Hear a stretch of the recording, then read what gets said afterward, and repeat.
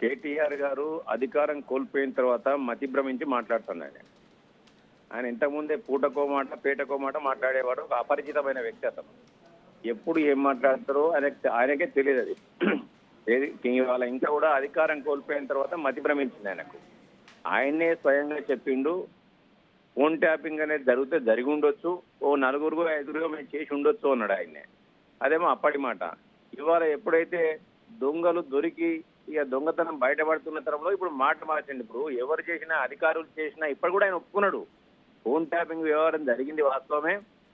కేసీఆర్ ఒకడే ఎందుకు బాధ్యత అవుతాడు, ఆయన మాటల్లోనే ఉంది. కేసీఆర్ ఒకడే ఎందుకు బాధ్యత అవుతాడు, అధికారులు కూడా బాధ్యత అవుతారు అని చెప్పిండ్రు.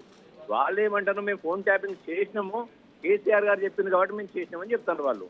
అంటే ఫోన్ ట్యాపింగ్ చేసిన అనేది వాస్తవంగా కేటీఆర్ ఒప్పుకుంటుంది. ఇవాళ కేటీఆర్ గారు మాట్లాడిన దానిలో నిజంగా కూడా కేటీఆర్ గారు మా ప్రభుత్వం ఫోన్ ట్యాపింగ్ చేసిందనే ఒప్పుకుంటాడు. మా ఇక్కడ కూడా పేరు లేదని ఒప్పుకోవట్లే అని. ఇలా కాకపోతే ఆయనకు మతి భ్రమించి పూటకో మాట పేటకో మాట మాట్లాడుకుంటూ పోతుంది. ఇవాళ కేసీఆర్ గారు ఒక్కటే బాధ్యత కాదు, తప్పకుండా కేసీఆర్ తో పాటు దాన్ని ఎవరైతే ఆయన కనుసన్నల్లో ఉండి ఆయన యొక్క మాటలకు ఇలా విలువనిచ్చి ఈ ఫోన్ ట్యాపింగ్ పాల్పడరు, ప్రతి ఒక్క అధికారి కూడా ట్యాపింగ్ ఇవాళ బాధ్యులు అవుతారు. దాన్ని వాళ్ళందరూ కూడా శిక్షార్హులు అవుతారు. ఇవాళ అంటే మహేందర్ రెడ్డి గారు ఇక్కడ విషయం చెప్పండి. అప్పుడు సజ్జనార్ ఎస్ఐబి చీఫ్గా ఉన్నారు. ఎస్ఐబి చీఫ్గా సజ్జనార్ను తప్పించిన తర్వాత లూప్ లైన్లోకి పోస్ట్ చేశారు. ఇమ్మీడియట్గా ప్రభాకర్ రావును తీసుకొచ్చి ఎస్ఐబి ఓఎస్డీగా నియమించారు. అంటే సజ్జనార్ను తమకు అడ్డంగా ఉంటాడని చెప్పి తప్పించినట్టు మనం చూడొచ్చా? ఇప్పుడు అవన్నీ నేను ఏమంటున్నా సార్ అంటే ఇవన్నీ కూడా రేపు నిజాలన్నీ కూడా నిగ్గుదేల్చబడతాయి. ఇన్వెస్టిగేషన్ లో ఒక్కొక్క అంశం అంతా కూడా బయటకు వస్తుంది. అది ఏ అధికారులు ఇందులో యాక్టివ్ గా పాల్గొన్నారు, ఎవరి ఆదేశాల మేరకు పాల్గొన్నారు అనేది ఇవన్నీ కూడా ఇన్వెస్టిగేషన్ లో వచ్చే అంశాలు. కాకపోతే మీరు అన్నదానికి 100% ఆస్కారం ఉన్నదని భావించాల్సి వస్తుంది ఇవాళ. ఎందుకంటే సజ్జనారు వినలేదు కాబట్టి ఆయన తప్పించాలని చెప్పి అది ఒక ఊహాజనితమైన ప్రశ్నకు మాత్రం మనం అవుననే సమాధానం చెప్పుకోవాల్సి వస్తుంది ఇవాళ. అంటే ఇప్పుడు రాధాకిషన్ రావు కూడా చెప్తున్నాడు, ఎందుకంటే రీసెంట్ 2 రోజుల క్రితం ఇన్వెస్టిగేషన్లో కేసీఆర్ సుప్రీం, బీఆర్ఎస్ సుప్రీం ఎవరైతే ఉన్నారో కేసీఆర్ అనేది మనం ఇక్కడ ప్రస్తావిస్తున్నాం. బీఆర్ఎస్ సుప్రీం చెప్పినట్టే చేశాం, ఒక పొలిటికల్ వింగ్గా ఏర్పడి 2023లో ఖచ్చితంగా బీఆర్ఎస్ ప్రభుత్వం మళ్ళీ అధికారంలోకి రావడానికే మనం పనిచేయాలి.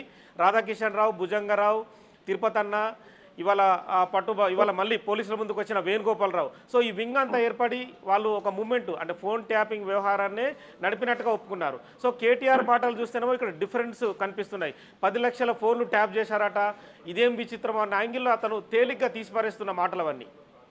ఇప్పుడు కేటీఆర్ గారికి ఒక అవగాహన రాహిత్యంగా మాట్లాడుతుంటారని ఏం మాట్లాడతాడో ఆయనకే తెలియదు. ఒక బాధ్యత రహితంగా నిజంగా కూడా ఆయనకు ఎందుకో ఆయన మంత్రి ఎన్నికైండో ఎమ్మెల్యే ఎన్నికైండో, ఎందుకంటే నాన్నగారు పెట్టిన దయాదాక్షిణ్యం మీద ఆయన అయింది. తెలంగాణ ఉద్యమం పేరు పెట్టి అయింది. ఆయనకు ఒక అవగాహన రాహిత్యంగా, ఒక అసమర్థతంగా, ఒక అసహజంగా మాట్లాడుతుంటాడు తను. ఎందుకంటే అతనికి ఎక్కడ కూడా ఓపిక ఉండదు ఆయనకు.